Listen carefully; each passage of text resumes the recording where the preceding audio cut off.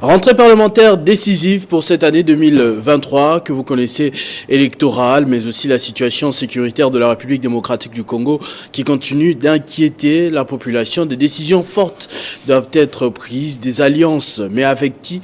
Des questions qui auront des réponses dans ce numéro d'invité avec un cadre de la CRD, Monsieur Patrick Mulumba Kanida. Bonjour et bienvenue. Bonjour Monsieur le journaliste, merci beaucoup. Alors déjà, d'entrée de jeu, actualité oblige, on va parler de cette rentrée parlementaire 2023 avec un discours fort du président de l'Assemblée nationale, mais aussi président de votre parti politique, la CRD. Je parle bien de l'honorable Christophe Mbosso Koudia. Personnellement, en tant que militant, en tant que Congolais, comment vous avez vécu ce discours?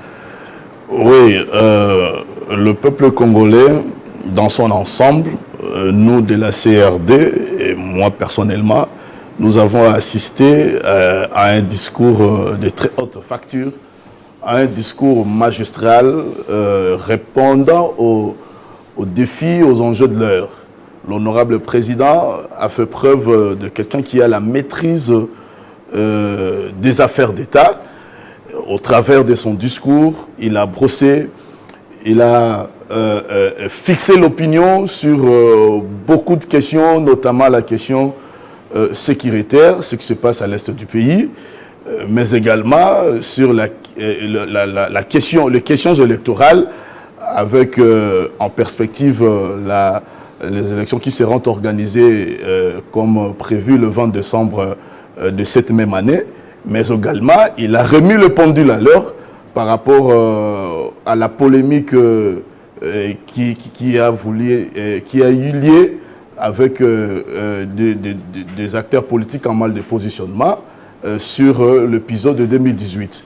Donc pour nous, la CRDE et le peuple congolais, nous avons été très satisfaits par rapport à ces grands orales qu'avait tenu l'honorable président. Quand vous parlez de 2018, vous parlez des élections, c'est bien ça? Bien sûr, je parle de la présidentielle de 2018. Vous êtes sans ignorer qu'il y a certains là qui ont voulu alimenter une polémique là-dessus, sur une possible manœuvre, compromis, comme l'a dit, vous rappelez encore, la conférence de presse entre le chef de l'État et son invité, son hôte, le président Emmanuel Macron, de suite de laquelle... Nous y reviendrons d'ailleurs. Mais ce qui me préoccupe, c'est d'abord au niveau de votre parti. Je crois que la CRD n'a eu qu'un député ou deux maximum lors de ces élections-là. Deux députés, voilà. Donc, vous voulez dire que vous avez été satisfait de ces élections. Ça a été dans la vérité. Non, en fait, ici, je parle...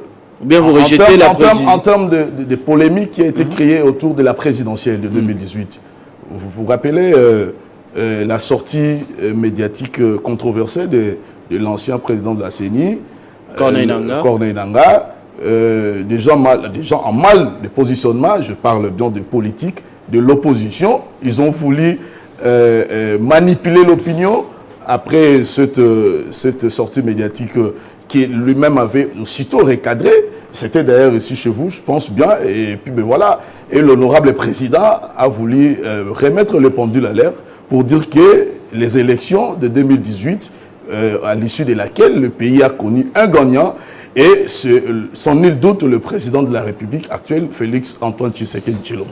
Mais il n'y a donc pas de problème de votre côté, c'était des bonnes élections. Non seulement et vous espérez également qu'en 2023, ou même un peu plus tard apparemment, que les élections vont se dérouler aussi en bonne et due forme. Oui, les élections seront organisées en bonne et due forme, et c'est d'ailleurs le sens de tout l'engagement des institutions de la République, en commençant par le président de la République, le gouvernement, l'Assemblée nationale, le Sénat. Tous les efforts sont en train d'être consentis de sorte que ces élections-là soient organisées dans de bonnes conditions, dans des conditions les meilleures. Et je peux vous rassurer que le peuple congolais sait déjà son candidat qui est le président de la République actuelle, Félix-Antoine Tshisekedi Tshilombo.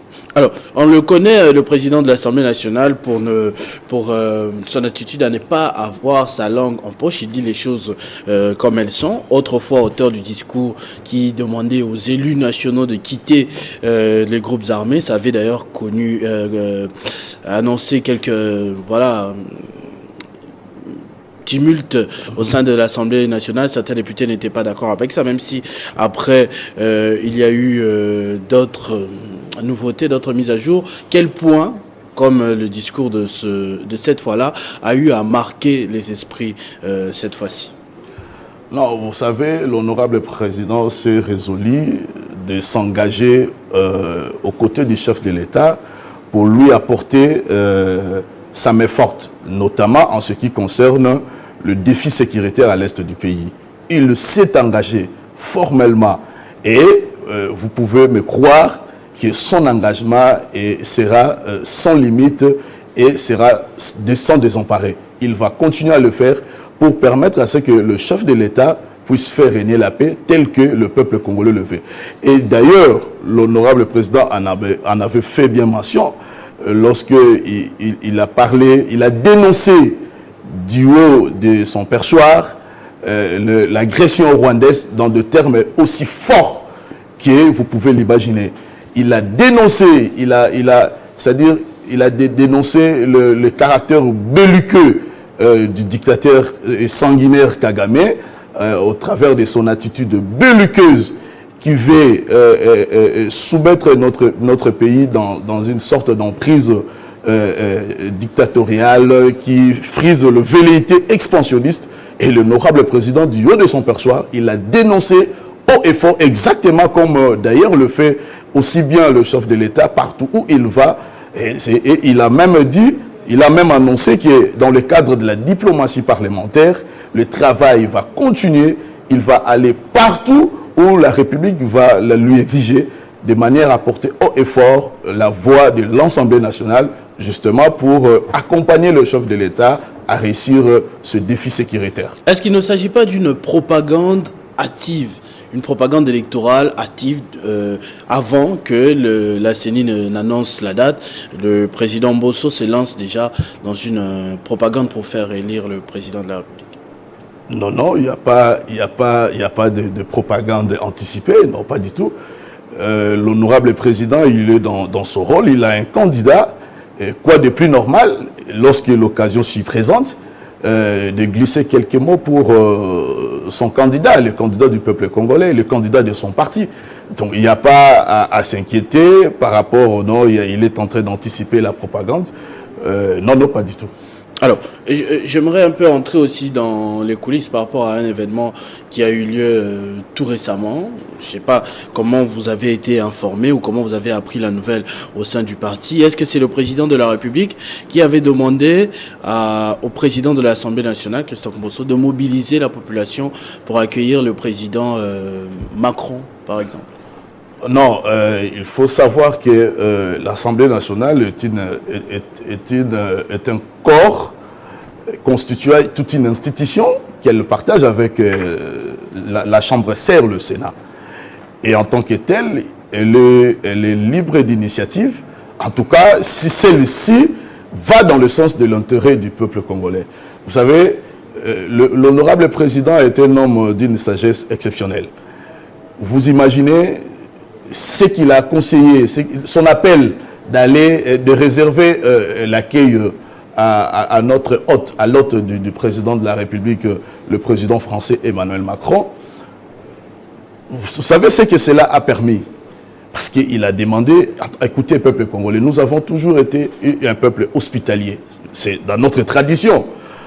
On ne pouvait pas d'emblée comme ça se déroger de cette tradition-là. Il fallait le laisser venir pour lui dire des vérités telles qu'elles ont été dites par la bouche la plus autorisée de la République. Mais est-ce que pour ça, il fallait mobiliser la population? Non, c'est-à-dire que... Non, mobiliser, c'est-à-dire il a lancé l'appel pour que... Mobiliser ne signifie pas nécessairement que les gens se déplacent. Non, c'est-à-dire que accepter dans votre cœur de recevoir l'invité. C'est ça aussi mobiliser. mobiliser ici, il ne faut pas seulement l'attendre dans le sens de demander aux gens de se déplacer, d'aller à l'aéroport pour l'accueillir. Non, c'est-à-dire accepter que l'invité vienne chez nous. C'était dans ce sens-là qu'il fallait comprendre son appel. Et c'est ce que la population a compris. La population n'a pas eu la population l'avait compris. Et vous en connaissez la suite.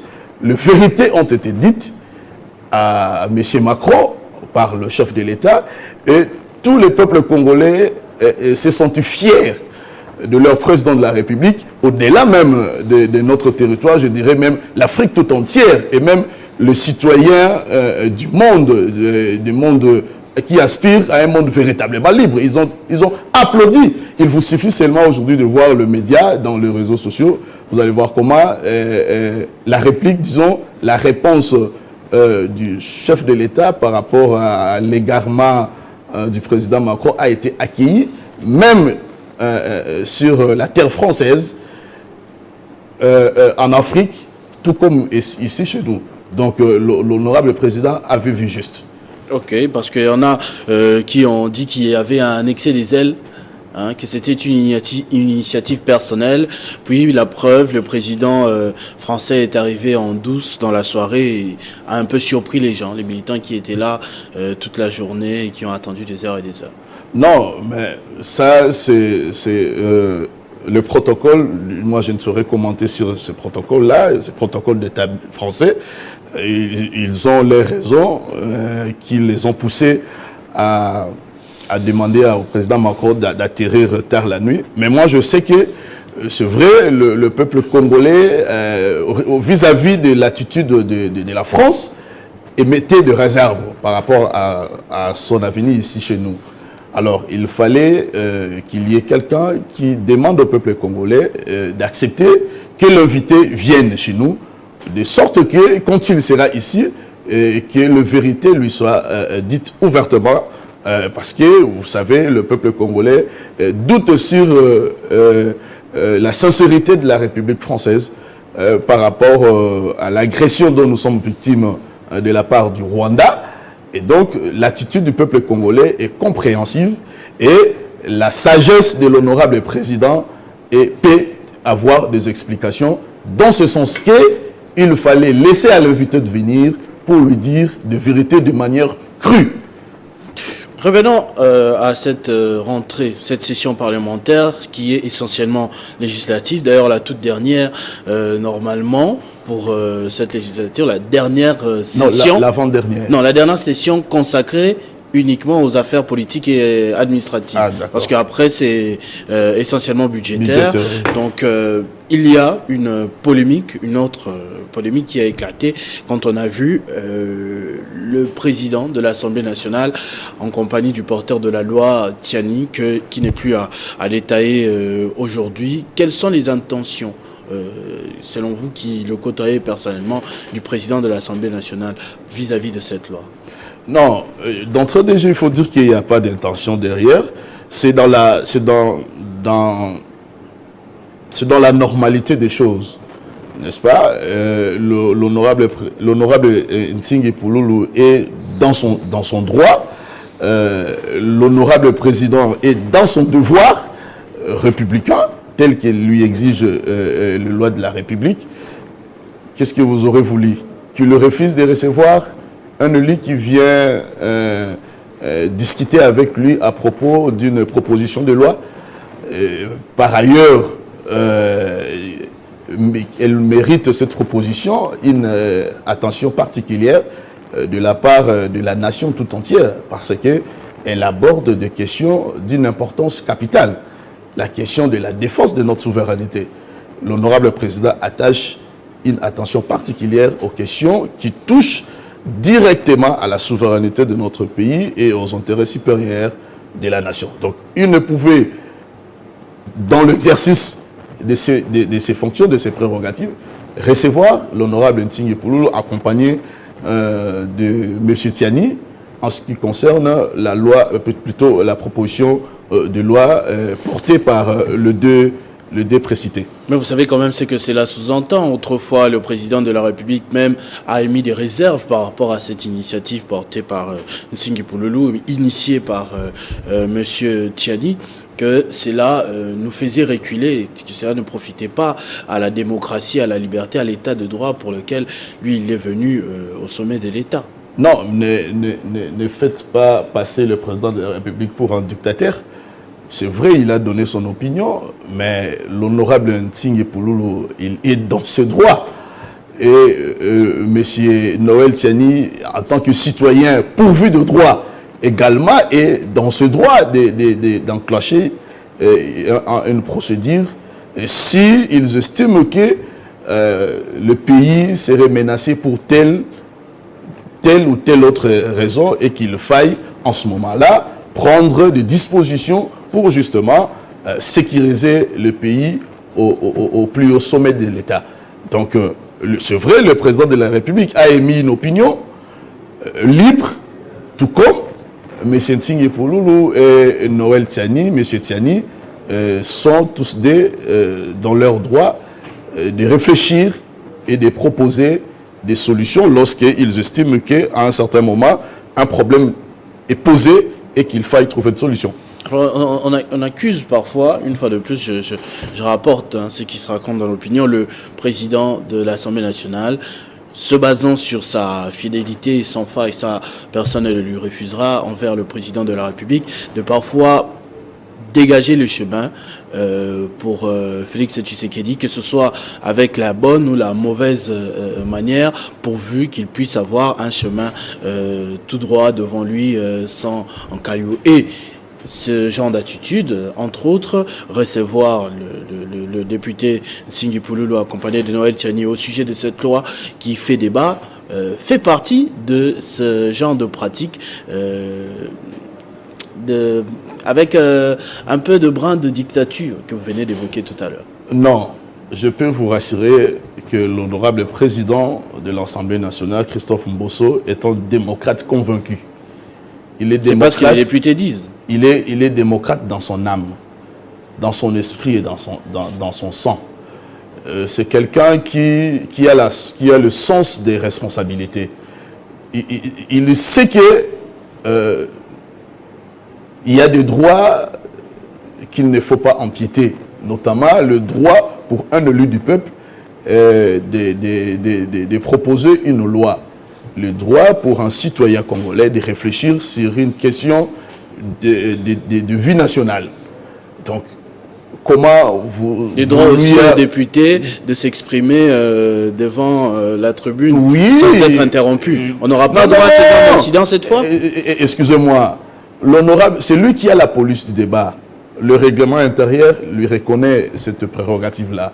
S'il estime que dans votre argumentaire, vous passez outre c'est-à-dire le bon sens, vous passez outre ce qui devait être fait dans la normalité. Il est dans ses prérogatives de vous rappeler que, collègues, quand vous critiquez vous égarez. Quand vous critiquez le président de la République, par exemple? Non.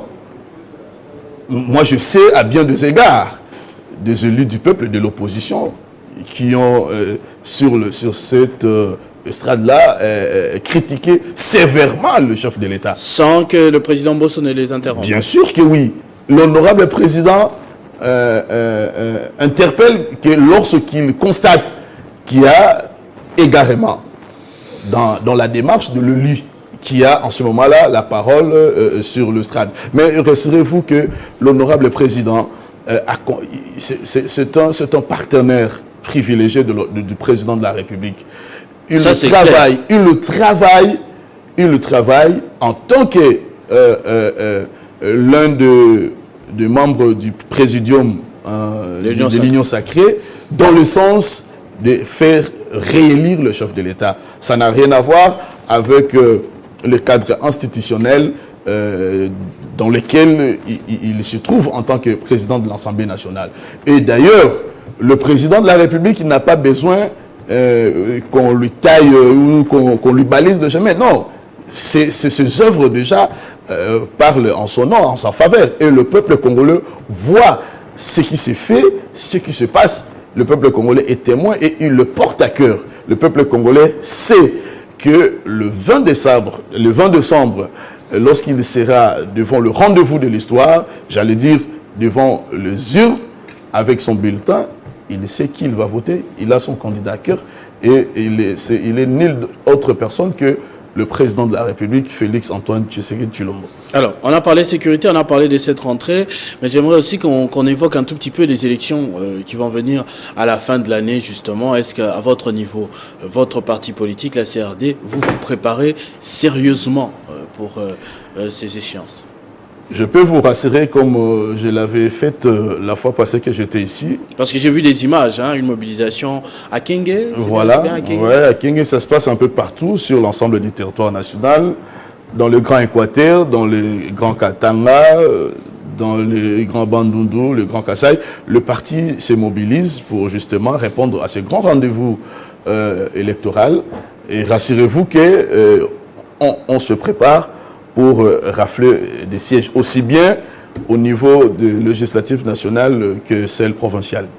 Ça, c'est très bien. Peut-être un dernier message à lancer avant que nous puissions nous séparer dans ce cas?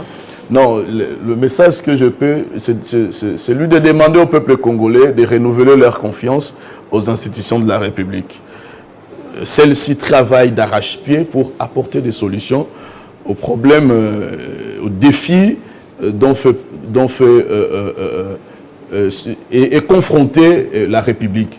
Le président de la République, l'Assemblée nationale à la tête duquel il y a ce grand homme d'État, l'honorable président Christophe Mbosso, le gouvernement de la République, tous en synergie, travaillent dans le sens de matérialiser la vision du chef de l'État qui veut que le pays puisse entrer dans l'orbite des nations puissantes, aussi bien de l'Afrique, mais aussi du monde.